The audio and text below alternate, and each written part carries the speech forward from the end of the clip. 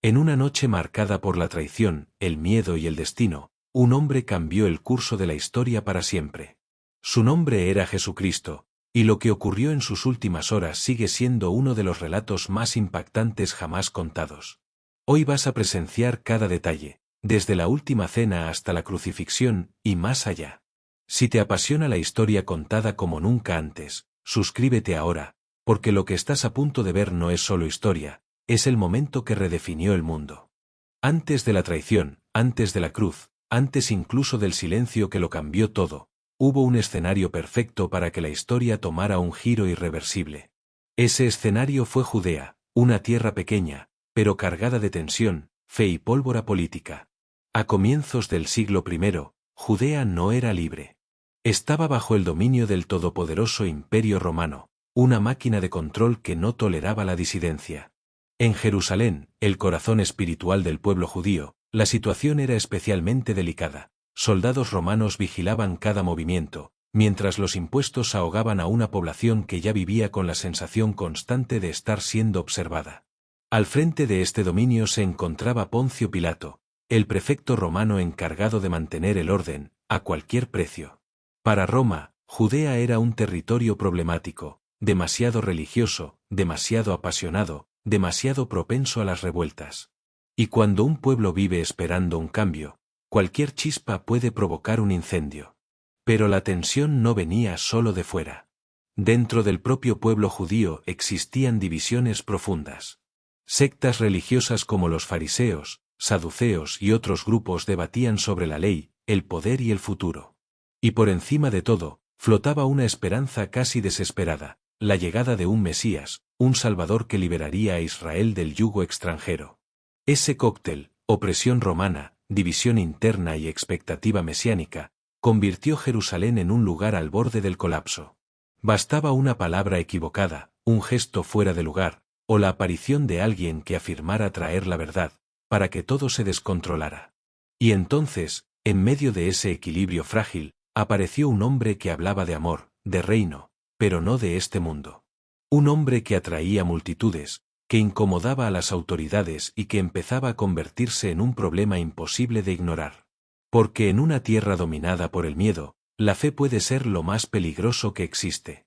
Si te está atrapando esta historia y quieres descubrir cómo cada pieza encaja hasta llegar a uno de los momentos más impactantes de la humanidad, suscríbete, porque esto no ha hecho más que empezar.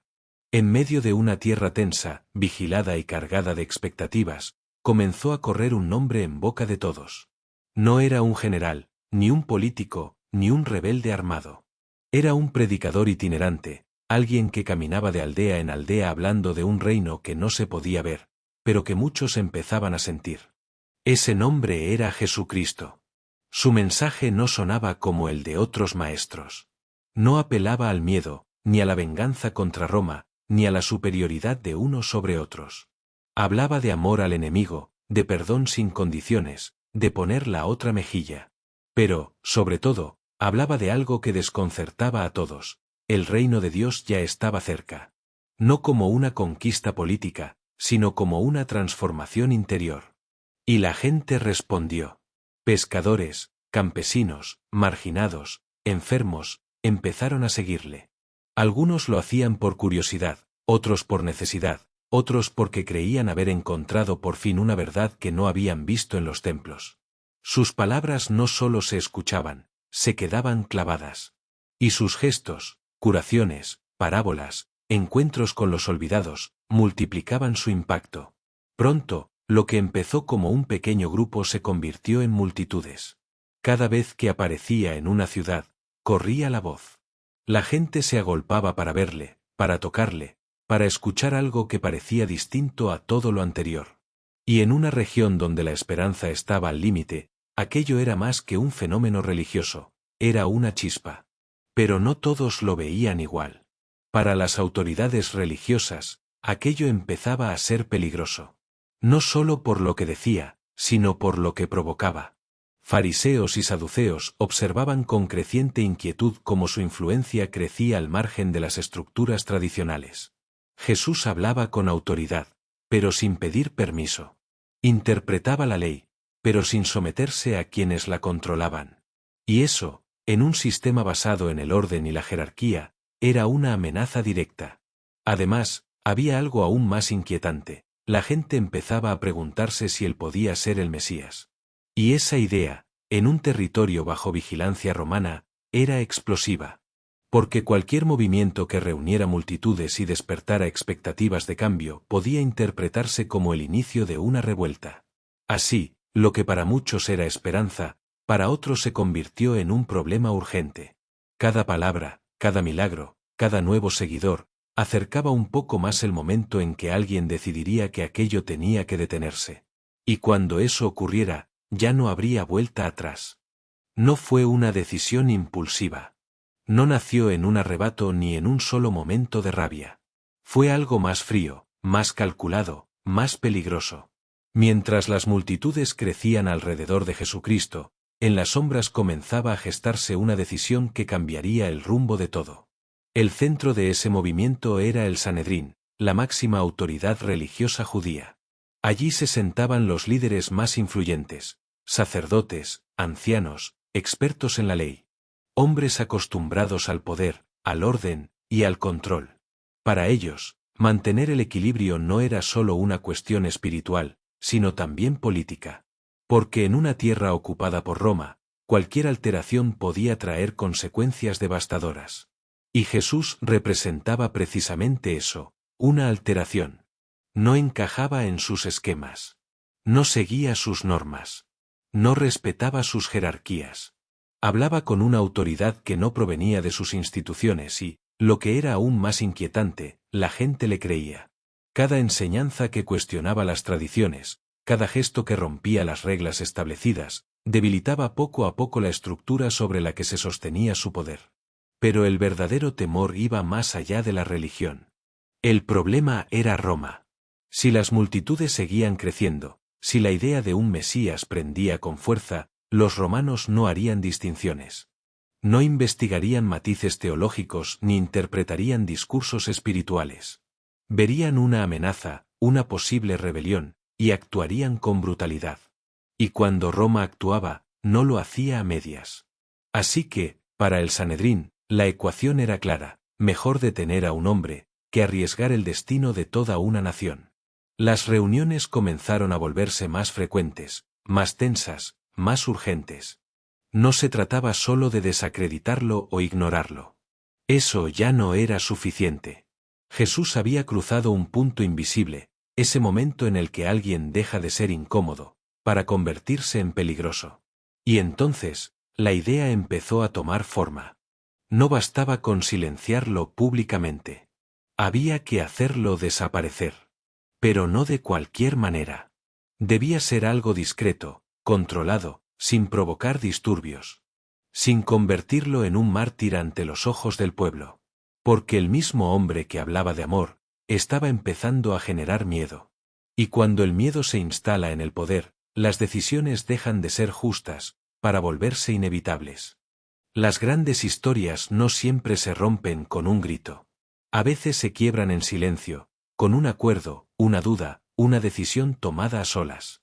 Porque si algo hace verdaderamente devastadora la caída, es que suele comenzar desde dentro. Y en este caso, ese punto de ruptura tenía nombre: Judas Iscariote. Judas no era un extraño. No era un enemigo declarado ni un desconocido que observaba desde lejos. Era uno de los 12. Había caminado junto a Jesucristo, había escuchado sus enseñanzas de cerca, había sido testigo de todo aquello que otros solo podían imaginar. Precisamente por eso, su papel resulta tan inquietante. No traiciona a alguien que no entiende, traiciona a alguien que ha visto demasiado. Las razones exactas nunca han quedado del todo claras. Algunos hablan de codicia, de esas 30 monedas de plata que terminaron sellando el trato. Otros apuntan a algo más complejo: desilusión, expectativas rotas, la sensación de que Jesús no era el líder que muchos esperaban. Quizá Judas buscaba un cambio más tangible, más inmediato, algo que rompiera de verdad con el dominio romano. Y en lugar de eso, encontraba palabras sobre amor, sacrificio y un reino que no pertenecía a este mundo. Sea cual fuera la chispa, el momento llegó. En secreto, lejos de las miradas, Judas se acercó a quienes ya estaban buscando una forma de actuar. El acuerdo no necesitó grandes discursos. Fue directo, casi frío. Él sabía dónde encontrar a Jesús cuando no hubiera multitudes, cuando no hubiera ruido, cuando todo pudiera resolverse sin provocar un estallido. A cambio, recibiría esas 30 monedas, una cifra que, más allá de su valor económico, acabaría simbolizando una de las decisiones más pesadas de la historia. Pero el dinero, por sí solo, no explica lo que estaba a punto de suceder.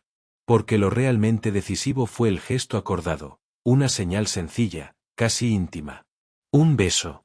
No habría confusión, no habría errores. En la oscuridad de la noche, entre antorchas y sombras, ese gesto indicaría con precisión quién debía ser arrestado. Y así, lo que parecía un vínculo de confianza se transformó en la herramienta perfecta para la traición. Desde ese instante, todo empezó a acelerarse. Lo que antes eran sospechas y planes comenzó a tomar forma real. Ya no era cuestión de si ocurriría, sino de cuándo. Y lo más inquietante de todo es que, mientras ese acuerdo se sellaba en la sombra, Jesús seguía rodeado de los suyos, sabiendo, en algún lugar profundo, que uno de ellos ya había dado el paso del que no se regresa. Hay cenas que pasan desapercibidas, y otras que cambian la historia para siempre. Aquella noche en Jerusalén no parecía distinta a tantas otras celebraciones de Pascua, una mesa compartida, pan partido, vino servido, palabras entre amigos. Pero bajo esa aparente normalidad, algo se estaba quebrando. Porque esa sería la última vez que Jesucristo se sentaría con los suyos antes de que todo se desmoronara. Los 12 estaban allí, reunidos a su alrededor. Habían caminado juntos, habían visto lo imposible, habían creído. Y sin embargo, ninguno terminaba de comprender lo que estaba a punto de suceder. Jesús hablaba con una calma extraña, como quien sabe algo que los demás aún no pueden ver. No había prisa en sus gestos, pero sí una gravedad que lo impregnaba todo. Entonces, en medio de la cena, hizo algo que rompió con lo habitual. Tomó el pan, lo partió y lo ofreció. No como un simple alimento, sino como un símbolo. Esto es mi cuerpo, vino a decir. Un gesto sencillo, pero cargado de una profundidad inquietante. Después, el vino. Esta es mi sangre. Palabras que, en ese momento, debieron sonar desconcertantes, incluso incomprensibles. Nadie en la mesa podía imaginar hasta qué punto esas imágenes se volverían reales en cuestión de horas. Aquella cena dejó de ser una celebración para convertirse en un mensaje cifrado. No hablaba ya de tradición, sino de entrega. No de pasado, sino de lo que estaba a punto de ocurrir. Cada gesto, cada palabra, parecía apuntar hacia un desenlace inevitable. Y en medio de ese ambiente cargado de significado, llegó el golpe más inesperado. Uno de vosotros me va a traicionar. El silencio debió ser inmediato. Miradas cruzadas, dudas, una inquietud que empezaba a crecer como una sombra en la mesa. Nadie señalaba, nadie acusaba, pero todos se preguntaban lo mismo, ¿seré yo? Incluso Judas Iscariote estaba allí, compartiendo el pan, escuchando esas palabras que parecían atravesarle. La traición ya estaba en marcha, pero aún no se había revelado. Y esa tensión, esa mezcla de cercanía y engaño, convirtió la escena en algo profundamente inquietante. Porque lo más desconcertante no era solo lo que se decía, sino lo que se intuía. Aquella noche, la mesa dejó de ser un lugar de descanso para convertirse en el punto de no retorno. Lo que empezó como una cena terminó como una despedida encubierta. Y mientras las velas seguían encendidas y el pan pasaba de mano en mano, el tiempo avanzaba hacia un destino que ya nadie podía detener. En una cultura donde el honor lo era todo y cada gesto marcaba jerarquías invisibles, nadie esperaba lo que estaba a punto de suceder. Aquella misma noche, en la misma mesa donde se hablaba de traición y despedida, ocurrió algo que desconcertó incluso a los más cercanos. Porque justo cuando parecía que todo apuntaba a grandeza, poder o destino, Jesucristo eligió lo contrario. Se levantó en silencio. No dio un discurso, no pidió atención. Simplemente tomó una toalla, se la ciñó a la cintura y se inclinó. Un gesto que, en aquel contexto, tenía un significado claro. era la tarea de los siervos, de los más bajos en la escala social. Lavar los pies no era un acto simbólico, era una necesidad cotidiana en caminos de polvo y sandalias gastadas, pero siempre lo hacía alguien inferior. Y esa noche, quien lo hacía era el Maestro. Uno a uno, comenzó a lavar los pies de sus discípulos. El agua corría, las manos se movían con calma, y la incomodidad crecía. Nadie sabía cómo reaccionar. Aquello rompía todas las normas, todos los esquemas. ¿Cómo aceptar que alguien a quien consideraban guía, líder, incluso enviado de Dios, se rebajara hasta ese punto? Cuando llegó el turno de Pedro apóstol, la tensión se hizo evidente. Pedro no pudo contenerse. Se resistió. Aquello no tenía sentido. Era demasiado. Pero la respuesta de Jesús no fue una explicación teórica, sino una advertencia cargada de significado. Si no aceptaba ese gesto, no podría entender lo que venía después. Y ahí estaba la clave. No era solo un acto de humildad. Era una enseñanza viva. Un mensaje que desmontaba la idea de poder que todos tenían en mente. En un mundo donde el liderazgo se imponía desde arriba, Jesús lo redefinía desde abajo. No se trataba de dominar, sino de servir. No de ser el primero, sino de ponerse en el lugar del último. Pero había algo aún más inquietante en ese gesto. Porque entre esos pies que estaba lavando, estaban también los de Judas Iscariote. El mismo que ya había tomado la decisión de traicionarle. El mismo que, en cuestión de horas, señalaría su destino. Y aún así, Jesús no lo evitó. No lo apartó. No cambió su actitud. Lo incluyó. Ese detalle convierte la escena en algo profundamente incómodo. Porque no habla solo de humildad, sino de una forma de entender el amor que no hace distinciones, ni siquiera frente a la traición. Cuando terminó, volvió a su lugar.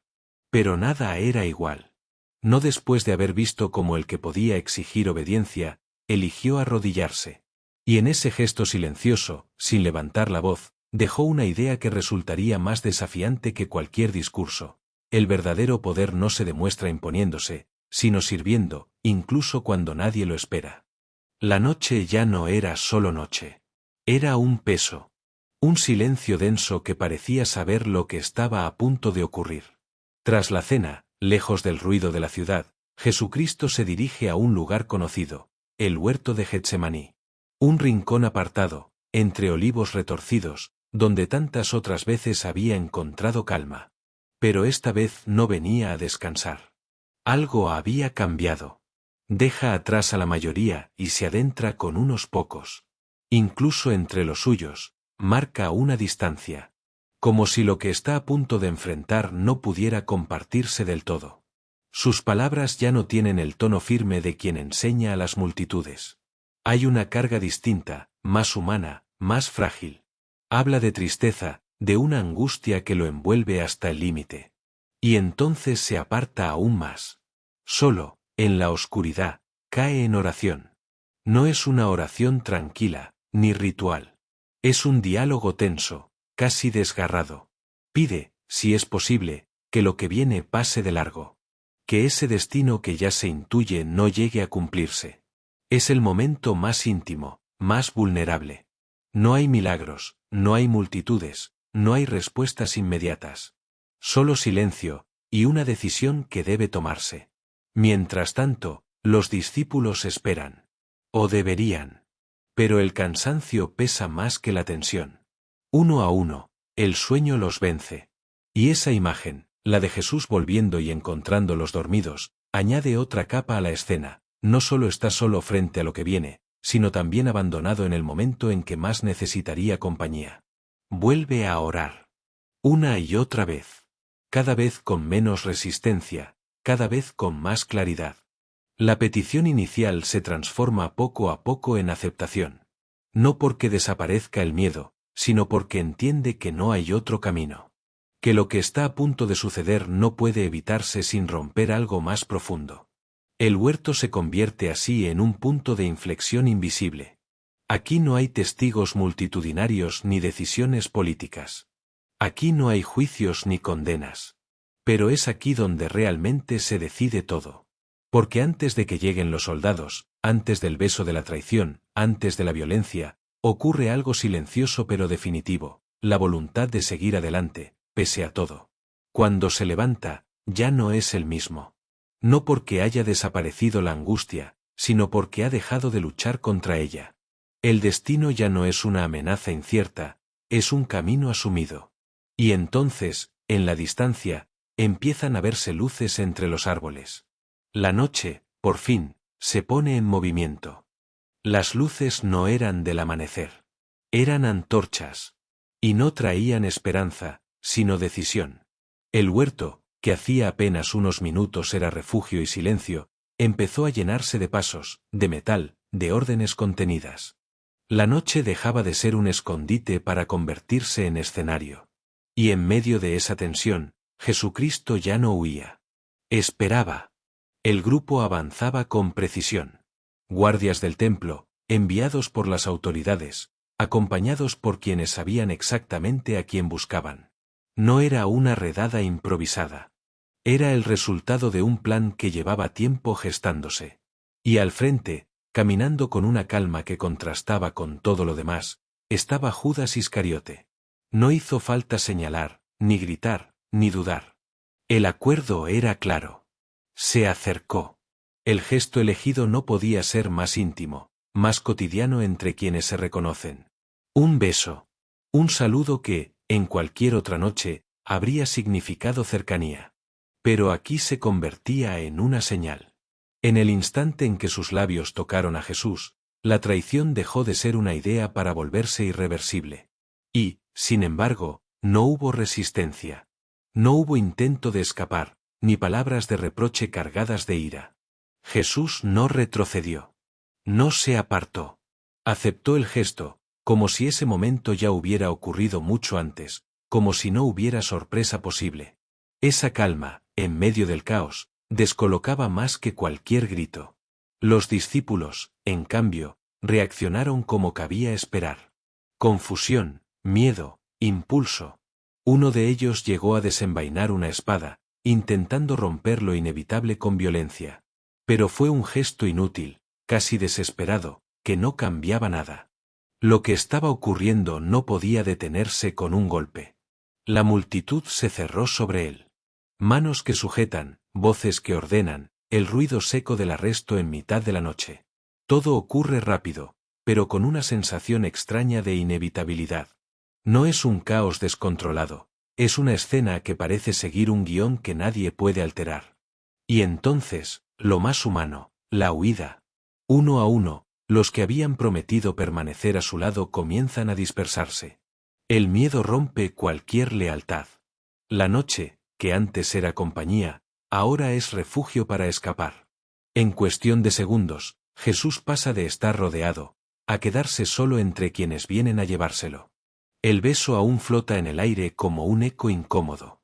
Porque no fue solo una señal. Fue el punto exacto en el que la confianza se transformó en condena.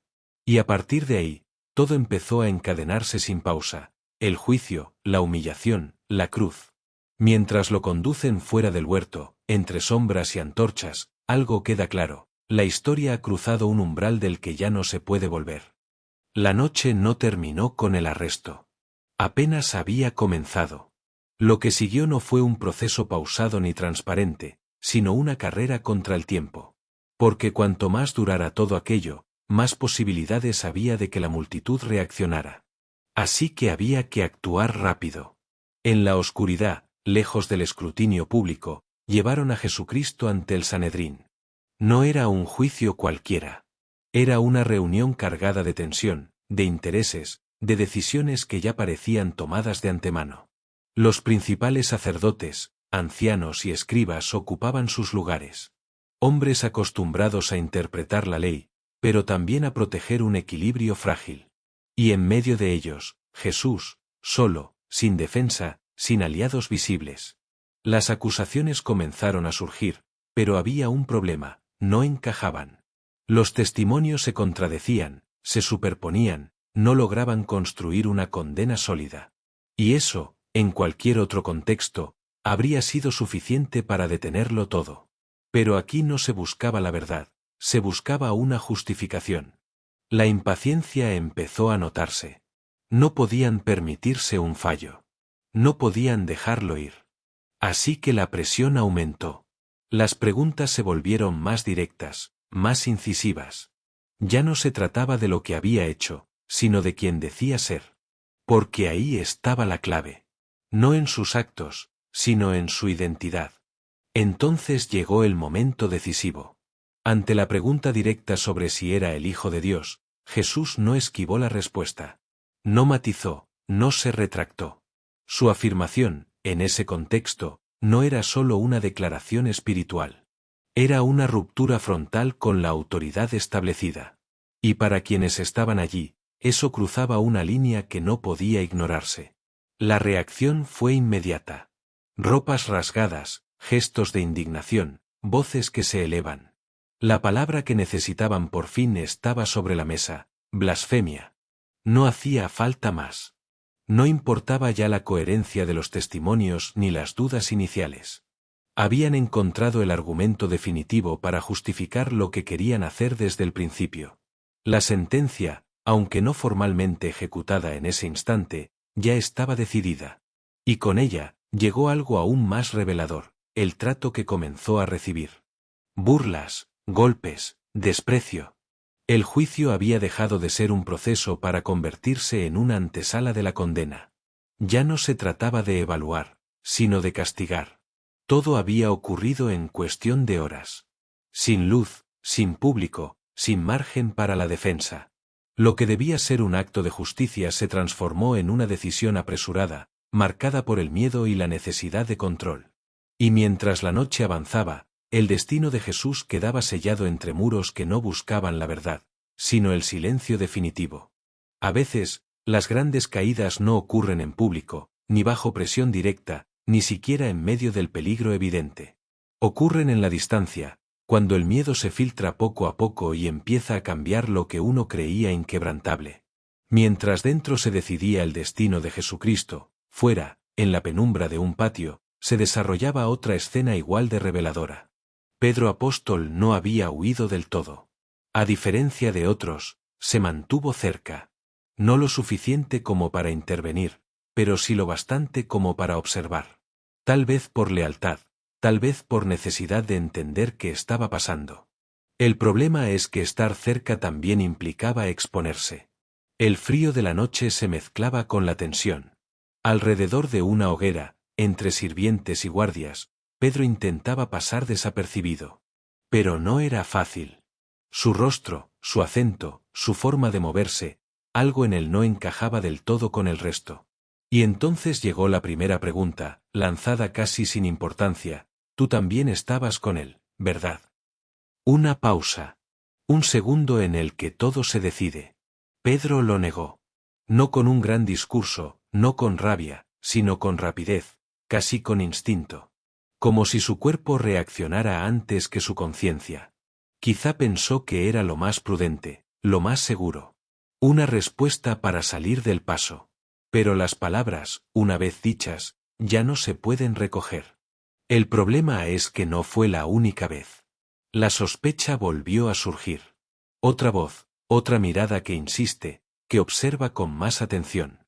Y de nuevo, la negación. Más firme, más nerviosa. Como si cada respuesta necesitara ser más convincente que la anterior. Como si, en el fondo, supiera que se estaba hundiendo, pero no pudiera detenerse. La tercera vez llegó casi sin aviso. Para entonces, el ambiente ya no era casual. Había tensión, insistencia. Y Pedro, acorralado por las miradas, terminó negándolo con más fuerza que nunca. Juró, se distanció, cortó cualquier vínculo. No solo dijo que no lo conocía, lo rechazó por completo. Y entonces, el sonido. Un gallo cantando en mitad de la noche. Un detalle aparentemente insignificante, que lo cambió todo. Porque en ese instante, las palabras de Jesús regresaron con una claridad brutal.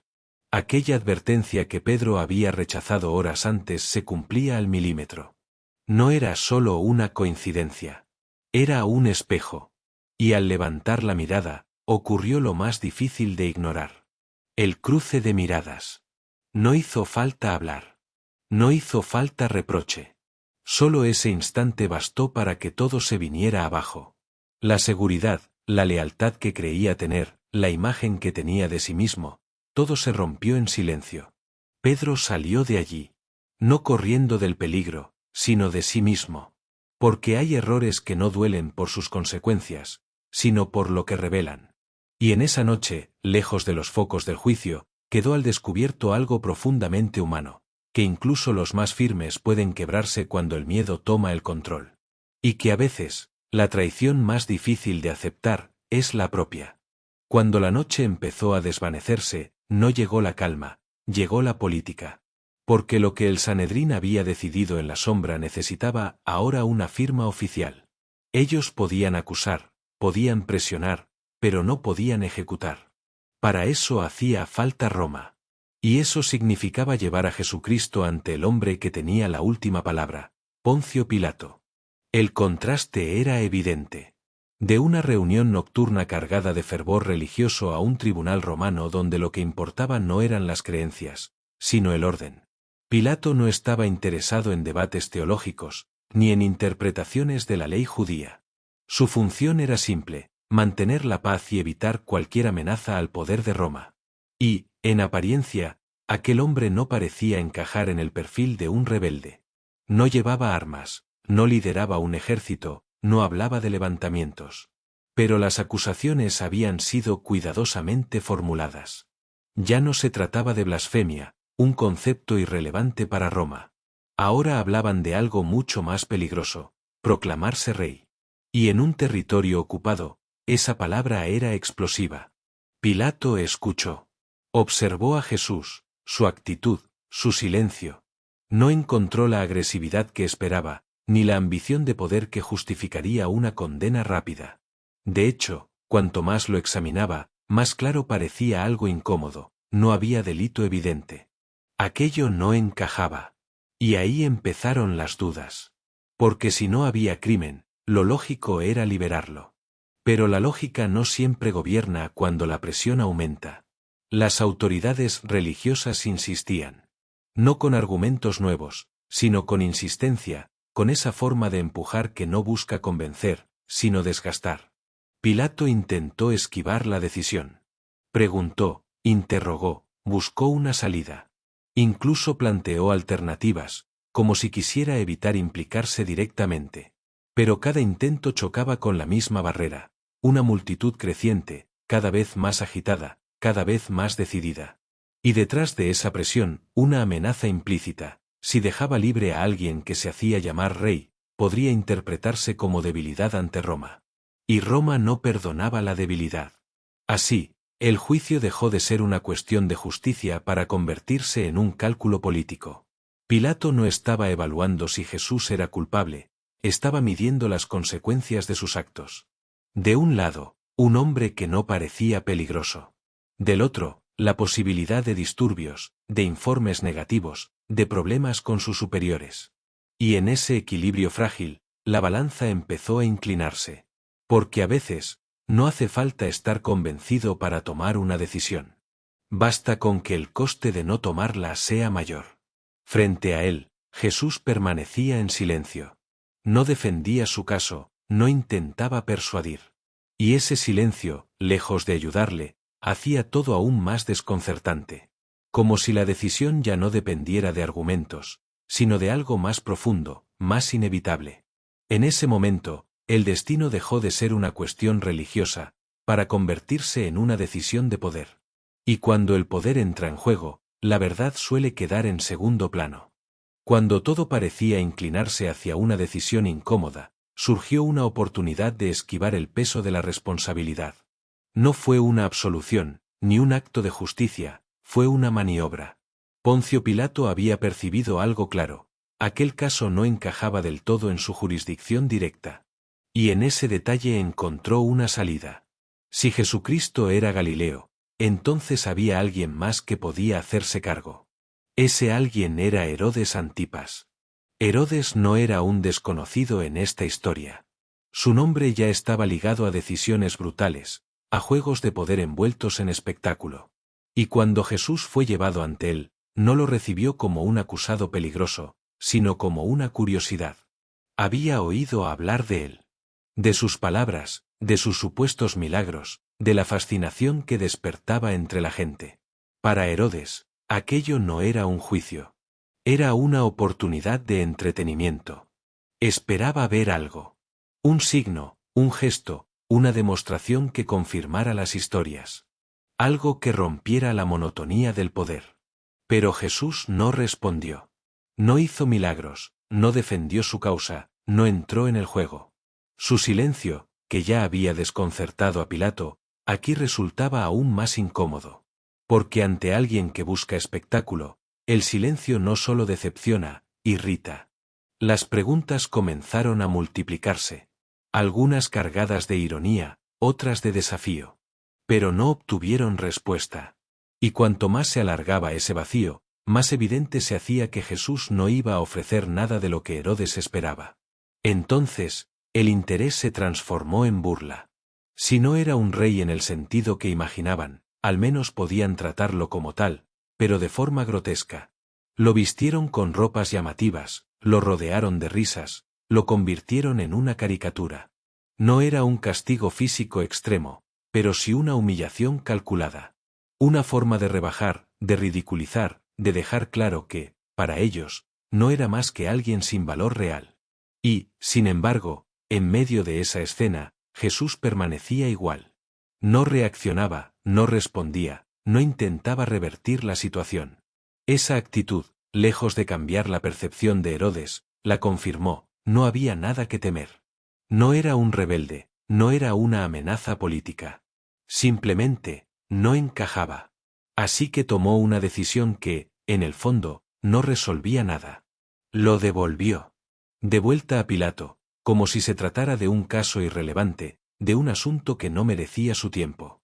Pero ese gesto tenía un peso más profundo. Porque al no condenarlo, pero tampoco liberarlo, Herodes dejaba a Pilato exactamente donde estaba antes, solo que con menos margen de maniobra. El círculo se cerraba. Lo que había sido un intento de evitar la decisión se convertía ahora en una presión mayor. Jesús volvía al punto de partida, pero tras haber pasado por una nueva capa de desprecio.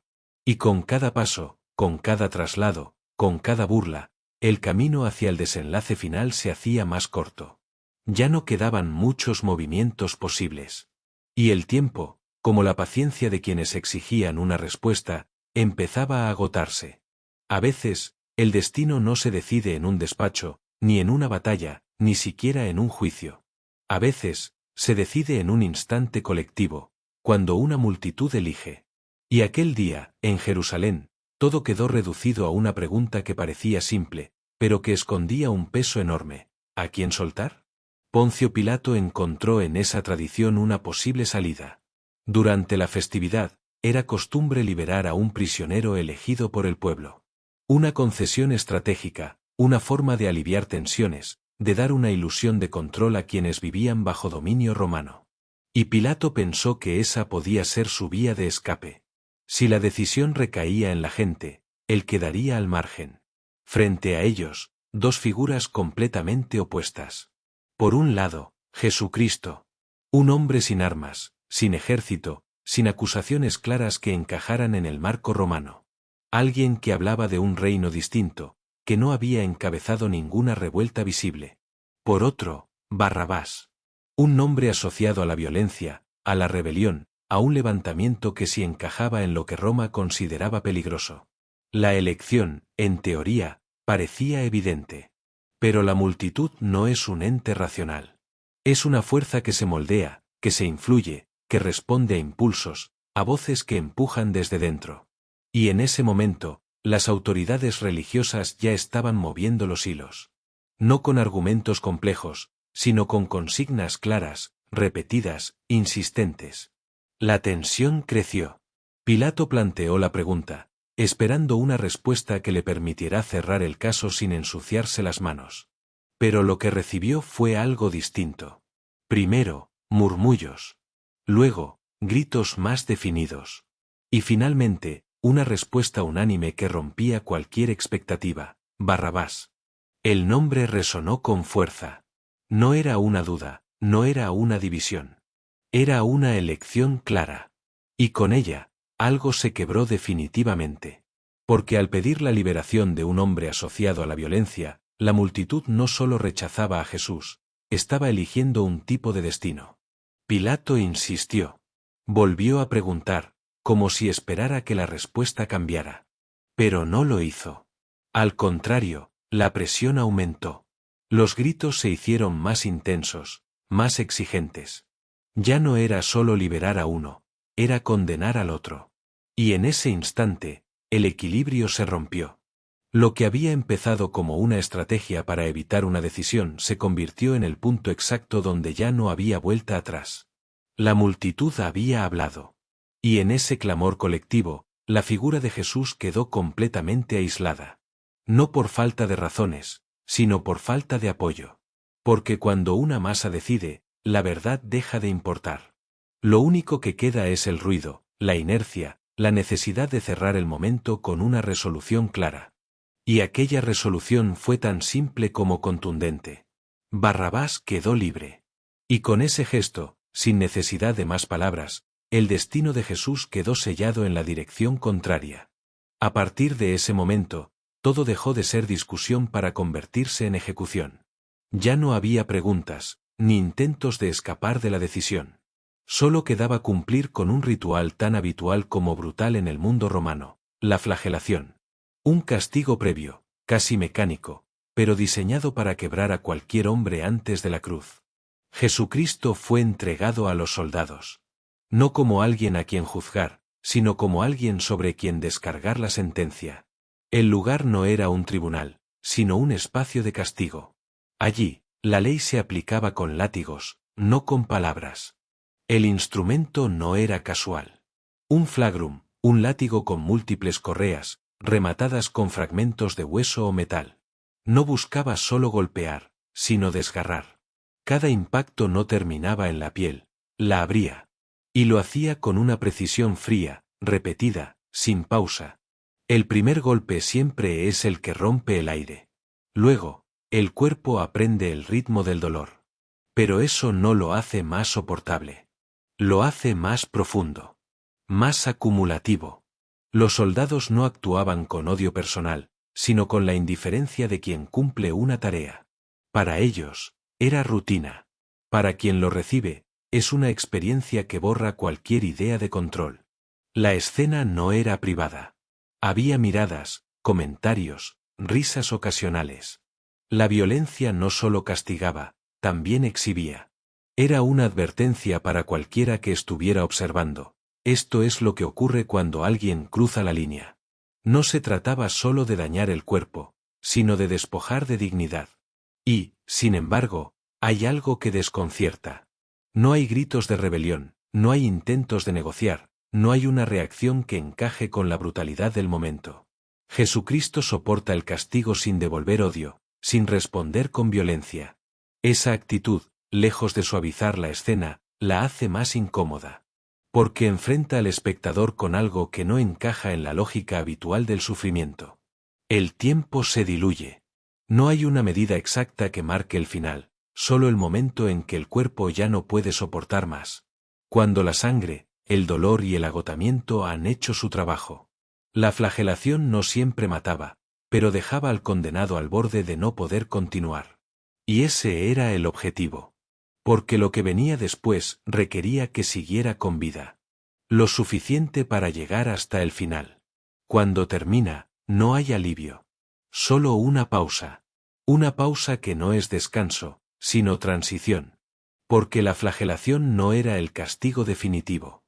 Era el preludio. El paso previo para asegurarse de que la cruz no fuera solo una ejecución, sino el punto culminante de un proceso de destrucción total. Y mientras los soldados se apartan y el silencio vuelve poco a poco, queda claro que lo peor aún no ha llegado. Después del dolor físico, llegó algo más calculado, la humillación. Porque para los soldados, aquello no terminaba en castigar el cuerpo, también había que desmontar cualquier idea de grandeza. Si había sido acusado de proclamarse rey, entonces lo tratarían como tal. Pero no con respeto, sino con una ironía cruel. Tomaron a Jesucristo y lo rodearon. Ya no como guardias que ejecutan una orden, sino como espectadores que participan en una burla. La escena se transforma en una especie de parodia grotesca de coronación. No hay solemnidad, no hay ritual auténtico, solo una representación diseñada para ridiculizar. Alguien trenzó unas ramas con espinas, improvisando una corona. No era un símbolo elegante ni simbólico en sentido noble. Era algo áspero, irregular, hecho para herir. Cuando la colocaron sobre su cabeza, no fue con cuidado. Fue empujada, presionada, asegurándose de que las espinas se clavaran. El gesto, en apariencia teatral, tenía consecuencias muy reales. La sangre empezó a mezclarse con el polvo y el sudor. Después, un manto. Probablemente una tela vieja, de color llamativo, colocada sobre sus hombros como si fuera un signo de realeza. Y finalmente, una caña en la mano, a modo de cetro improvisado. Cada elemento imitaba los símbolos del poder, pero vaciados de su significado, convertidos en herramientas de burla. Y entonces comenzaron las reverencias. Se inclinaban ante él, exagerando el gesto, riendo, pronunciando saludos cargados de sarcasmo: «Salve, Rey de los judíos». No había respeto en esas palabras, solo una forma de subrayar lo contrario. Cada inclinación era una bofetada disfrazada, cada risa un recordatorio de su vulnerabilidad. Lo golpeaban, le escupían, le quitaban y devolvían la caña como si fuera un juego. Era una escena diseñada no solo para degradar, sino para borrar cualquier rastro de dignidad. Porque en el mundo romano, la humillación pública era tan poderosa como el castigo físico. Convertir a alguien en objeto de burla era una forma de afirmar control absoluto. Y, sin embargo, hay algo que rompe la lógica de la escena. A pesar de todo, Jesucristo no responde como esperan. No entra en la provocación, no devuelve insultos, no intenta defender una imagen que ya ha sido destrozada. Permanece en silencio, soportando no solo el dolor, sino la carga de esa ironía constante. Porque lo que ellos ridiculizan, otros lo interpretan de otra manera. Ahí está la paradoja. Mientras los soldados creen estar desmontando la idea de un rey, están construyendo una imagen que, con el tiempo, se volverá más poderosa que cualquier trono. Pero en ese momento, en ese lugar, solo hay burla, desprecio y una figura convertida en caricatura. Cuando terminan, le quitan el manto, pero la corona permanece. No como símbolo de honor, sino como una marca más del proceso que continúa avanzando sin detenerse. Y con cada paso, la distancia entre lo que parece y lo que significa, se hace más profunda. El castigo no terminaba en el lugar de la condena, apenas empezaba a mostrarse al mundo. Porque la cruz no se alzaba en privado, sino al final de un recorrido. Un trayecto pensado para exponer, para desgastar, para convertir cada paso en un mensaje. Y ese camino tenía un destino claro: el Gólgota. A Jesucristo le colocan el madero sobre los hombros. No es solo un objeto físico, es una carga que llega después del agotamiento, de la flagelación, de la humillación. El cuerpo ya no responde con normalidad, cada movimiento duele, cada intento de avanzar exige más de lo que parece posible. Pero no hay opción de detenerse. Las calles de Jerusalén se convierten en escenario. La gente se agolpa, algunos por curiosidad, otros por rechazo, otros sin entender del todo qué están presenciando. El ruido crece, las voces se mezclan. No es un silencio solemne, es un murmullo cargado de tensión. Y en medio de ese caos, Jesús avanza. O lo intenta. Las caídas no tardan en llegar. El peso, el cansancio, las heridas abiertas, todo se suma. El suelo no es solo un obstáculo, es una evidencia de los límites del cuerpo. Cada vez que cae, el recorrido se detiene unos segundos, pero no para ofrecer descanso. Es un paréntesis breve antes de obligarlo a levantarse de nuevo. Porque el objetivo no es solo llegar, es llegar sufriendo. En ese trayecto, surgen encuentros que rompen la monotonía del dolor. Miradas que no juzgan, gestos que no encajan con la brutalidad del momento.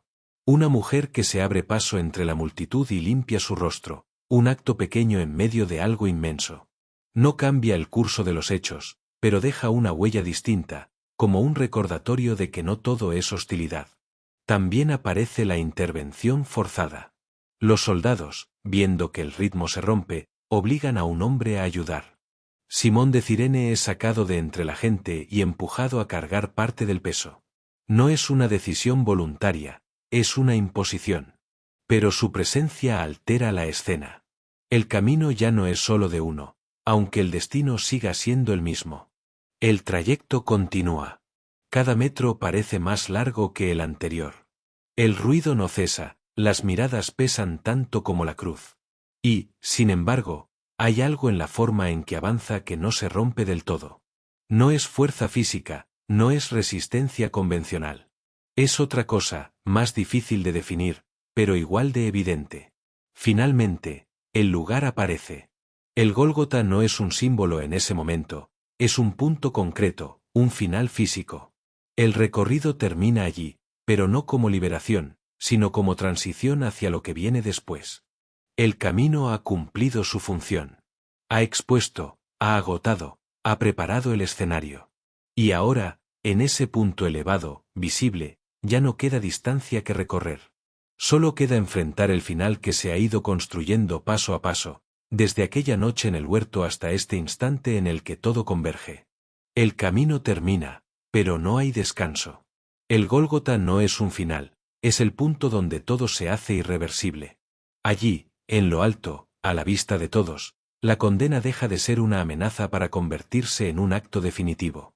Y lo que ocurre a continuación no es rápido, ni limpio, ni silencioso. A Jesucristo lo tienden sobre la madera. No hay ceremonia, no hay palabras que suavicen el momento. Solo la precisión de quienes han hecho esto muchas veces. Los clavos no son simbólicos, son reales, pesados, colocados con una intención clara: fijar el cuerpo, inmovilizarlo, convertirlo en parte de la cruz. El primer golpe rompe algo más que el aire. El sonido seco del martillo marca el inicio. Luego otro. Y otro. Cada impacto atraviesa no solo la carne, sino la idea misma de control. A partir de ahí, ya no hay movimiento posible sin dolor. Cada intento de respirar, de acomodarse, de resistir, exige un esfuerzo que se multiplica con cada segundo. La cruz se eleva. Y con ella, el cuerpo queda suspendido entre el cielo y la tierra, en una posición que no permite descanso. La crucifixión no es solo un castigo físico, es una forma de prolongar el sufrimiento. No busca una muerte inmediata, sino un proceso lento, visible, casi pedagógico. Un mensaje claro para quien observe: así termina quien es condenado. Alrededor, la escena continúa. Algunos miran con distancia, otros con desprecio, otros con una mezcla de curiosidad y desconcierto. Las burlas no desaparecen, se transforman. Si eres quien dices ser, baja de la cruz. La ironía persiste, como si incluso en ese momento fuera necesario reafirmar la humillación. Y, sin embargo, algo no encaja. Porque en medio de ese sufrimiento extremo, las palabras que surgen no responden al odio. No hay maldiciones, no hay reproches cargados de rabia. Hay peticiones de perdón, hay frases que apuntan a algo más grande que la escena inmediata. Eso descoloca. Porque rompe la lógica de la violencia, donde se espera una respuesta equivalente. El tiempo empieza a perder forma. Cada instante se alarga, cada respiración cuesta más que la anterior. El cuerpo, llevado al límite, empieza a ceder. Pero lo que ocurre allí no se percibe solo como una ejecución. Para muchos, se convierte en un símbolo que va más allá del momento, la idea de un sacrificio. No uno impuesto sin sentido, sino uno que, en su interpretación, adquiere un significado distinto. La cruz, que para Roma es un instrumento de control, empieza a adquirir otra lectura. No para quienes ejecutan, sino para quienes observan con otra mirada. Y esa dualidad convierte la escena en algo más complejo de lo que parece a simple vista. Cuando todo se acerca a su final, no hay aplausos, no hay cierre limpio. Solo queda la imagen de un cuerpo suspendido, de un proceso llevado hasta el extremo, de una historia que ha alcanzado su punto más oscuro. Y en ese instante, lo que parecía una derrota total, empieza, para algunos, a transformarse en algo que aún no pueden explicar del todo. El silencio en el Gólgota no es absoluto, pero casi. Es un silencio extraño, interrumpido solo por el peso del dolor, por la respiración entrecortada, por el crujido de la madera bajo la tensión del cuerpo. Todo parece detenido, como si el mundo hubiera reducido su tamaño a ese punto exacto donde la vida y la muerte se cruzan. A Jesucristo ya no se le escucha como antes. Sus palabras, cuando llegan, lo hacen fragmentadas, obligadas por el esfuerzo de cada respiración. No son discursos largos, ni explicaciones. Son frases cortas, densas, cargadas de un significado que va mucho más allá del momento. La primera de ellas rompe la lógica de lo que ocurre. Padre, perdónalos, porque no saben lo que hacen. En medio del sufrimiento extremo, no hay odio, no hay petición de venganza. Hay una mirada que no se queda en los rostros que lo rodean, sino en algo más profundo. Esa frase no encaja con la escena, y por eso se queda suspendida en el aire, como si perteneciera a otro plano. A su alrededor, la incomprensión es evidente. ¿Cómo puede alguien hablar de perdón en ese instante? ¿Cómo se pronuncian esas palabras cuando cada segundo es un combate contra el propio cuerpo? Y sin embargo, ahí están. Sin adornos, sin defensa, sin estrategia. Solo dichas. El tiempo avanza de forma irregular. Hay momentos en los que todo parece más lento, como si la realidad misma dudara de cómo continuar. Y en ese ritmo quebrado, surgen otras palabras. Un diálogo breve con uno de los crucificados junto a él. Una promesa que no encaja con el entorno inmediato, pero que abre una dimensión distinta dentro de la misma escena. Después, la distancia. Dios mío, ¿por qué me has abandonado? No es una frase tranquila. Es una expresión de ruptura, de peso absoluto. Es el punto donde incluso el lenguaje parece quedarse corto. Porque no describe solo el dolor físico, sino algo más amplio, más profundo, más difícil de nombrar. Y aún así, el silencio no se rompe del todo. El cuerpo sigue suspendido, el mundo sigue observando, pero algo cambia en la forma de percibir lo que ocurre. Las palabras no alivian el sufrimiento, pero lo enmarcan dentro de un significado que empieza a ir más allá del castigo. Las últimas frases llegan como fragmentos finales de una historia que se está cerrando. Tengo sed, todo está cumplido, expresiones simples, pero que en ese contexto adquieren un peso distinto. No son solo necesidades físicas ni declaraciones finales. Son señales de cierre, como si el relato llegara a su punto exacto. Cada palabra parece colocarse con precisión en el momento justo, como piezas que encajan en una estructura más grande. Y entonces, el tono cambia por completo. Ya no es solo un cuerpo en la cruz.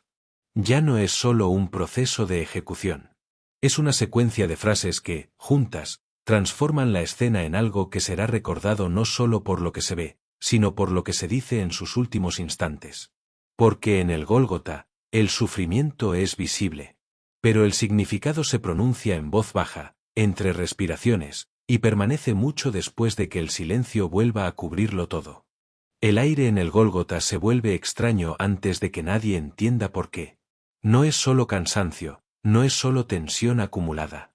Es como si el propio ambiente hubiera cambiado, como si la escena hubiera entrado en una fase distinta sin previo aviso. Las voces bajan, las burlas pierden fuerza, incluso el ruido de la multitud parece volverse más distante. A Jesucristo ya no se le escucha como antes. La respiración, que había marcado el ritmo de los últimos instantes, se vuelve más irregular, más débil, hasta que llega un punto en el que todo parece sostenerse en una última exhalación. Y entonces ocurre. No hay aviso claro, no hay transición suave. Solo un instante en el que todo cambia. El cuerpo se detiene. El movimiento desaparece. Y lo que hasta ese momento era sufrimiento activo se convierte en silencio absoluto. Un silencio que no es vacío, sino pesado, denso, casi imposible de ignorar. Pero el mundo no se queda igual. El cielo, que había sido testigo pasivo, empieza a oscurecerse. No como una simple nube pasajera, sino como si la luz se retirara poco a poco, sin explicación natural inmediata para quienes lo observan. El día pierde su forma habitual, y con ello, la escena adquiere una tonalidad inquietante, difícil de describir incluso para quienes la están viviendo en ese momento. La tierra responde. Un temblor recorre el suelo, primero leve, luego más evidente. No es un movimiento constante, sino un recordatorio brusco de que algo más grande está ocurriendo. Piedras que se desplazan, estructuras que crujen, miradas que se cruzan sin encontrar una explicación lógica. La estabilidad del entorno parece romperse justo en el mismo instante en que el cuerpo deja de moverse. Y es ahí donde el impacto se hace inmediato. Ya no es solo un evento aislado en una cruz. Es una reacción en cadena que afecta a todo lo que rodea la escena. La gente retrocede, algunos dudan, otros comienzan a comprender que lo que están presenciando no encaja del todo con una ejecución más. El ambiente de burla se rompe, sustituido por una mezcla de miedo, desconcierto y una sensación difícil de nombrar. Porque incluso quienes no entienden su significado sienten que no están ante algo común. La muerte no se presenta como un cierre silencioso y privado. Se manifiesta como un punto de ruptura visible, como si la realidad misma hubiera reaccionado a lo ocurrido en la cruz. La oscuridad no solo cubre el cielo, también cambia la percepción del momento. Todo parece más grande, más pesado, más definitivo. Y en medio de ese escenario alterado, la figura en la cruz permanece inmóvil. Ya no hay palabras, ya no hay gestos, ya no hay respiración que marque el tiempo. Solo queda la evidencia de un final que ha afectado no solo a un cuerpo, sino al entorno completo que lo rodea. El Gólgota, que había sido un lugar de ejecución, se convierte en algo distinto en cuestión de minutos.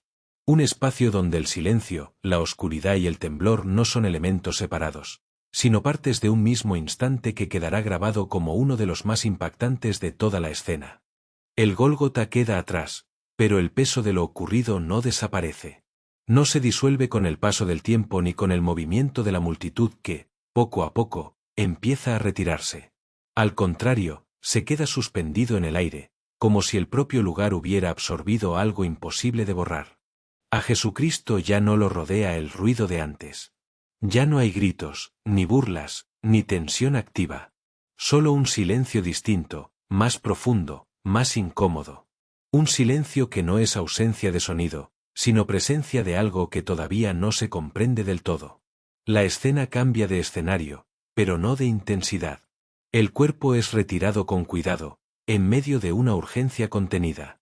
No hay ceremonia pública, no hay multitud observando de cerca. Solo un pequeño grupo que se mueve entre la prisa y el respeto, intentando cumplir con lo que el tiempo y las circunstancias permiten. Cada gesto es medido, casi frágil, como si cualquier movimiento brusco pudiera romper algo más que el momento. El descenso no es rápido. La cruz, que antes dominaba la escena, ahora se convierte en un objeto vacío, silencioso, sin vida. El cuerpo es bajado lentamente, sostenido, envuelto, preparado para ser trasladado. Y en ese proceso, lo que antes era exposición se transforma en recogimiento. Ya no hay espectáculo, solo cuidado. El sepulcro aparece como un destino inevitable. Una cueva, una piedra, un espacio cerrado. No es grande, no es monumental. Es concreto, frío, definitivo.